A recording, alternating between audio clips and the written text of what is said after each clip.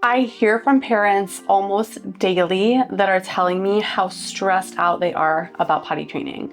They are trying to get their little one potty trained, or they're stressed about even heading into potty training, and I'm on a mission to change that.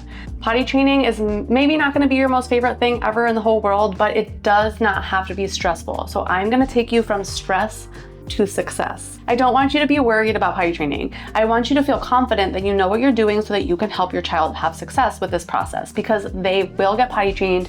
You can get your child to pee and poop in the potty, I promise.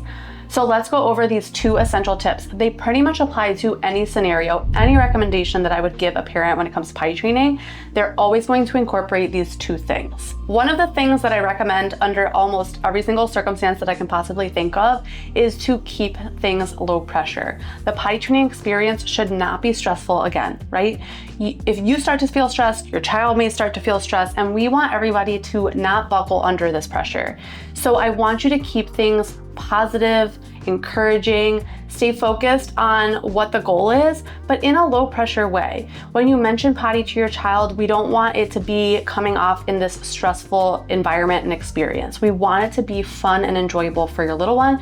And while it might not be fun and enjoyable, for you compared to other things in your life, I don't want you to be feeling worried about the process. I want you to trust that you can teach your child this skill. And yes, it might take time. Yes, it might take practice, but you can do it. And keeping things low pressure is going to go such a long way, I promise. Now, I want you to think of back in the day, probably not too long ago, where your child was learning how to walk, okay? When your child is learning how to walk, you're so excited. They might take a few steps and then fall down in the beginning. They may need some support of you holding their hands while they learn to walk, or supporting them in another way while they learn this big new skill, right? This is a big new skill, learning to walk. So is potty training. When your child is learning to walk, you are maybe bracing to help them if they fall. Think about an accident. You are kind of bracing for that accident.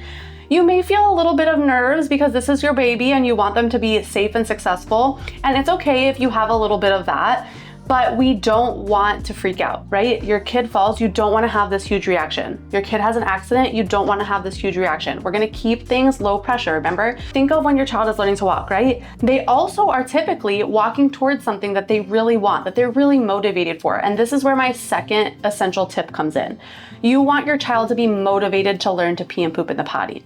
They have no reason otherwise to want to pee and poop in the potty, unless they're like highly motivated by copying what other people are doing that they have seen. So again, there's that motivation. Sometimes you need to bring in an outside motivation to help them learn this skill. You're not going to use this outside reward, motivator, whatever you want to call it, forever. The idea is that you are giving them enough motivation to get going and learn the skill.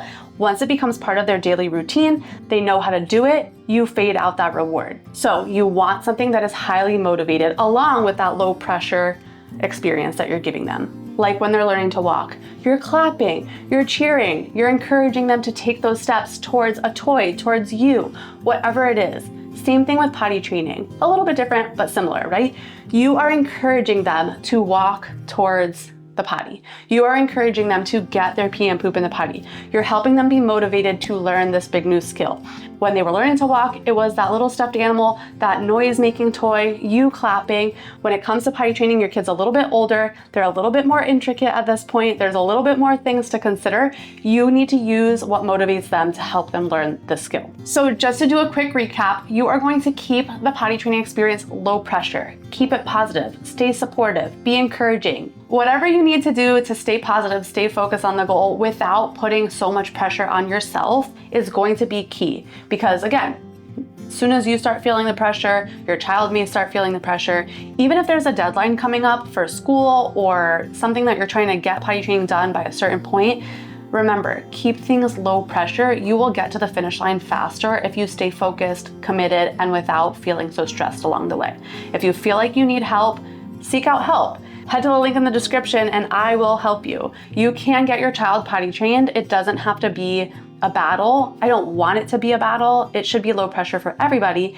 And that motivation, right? You want your child to be motivated to learn this skill. If you found these 2 tips to be super helpful, please go ahead and like this video and don't forget to subscribe so that you can get tons more potty training tips.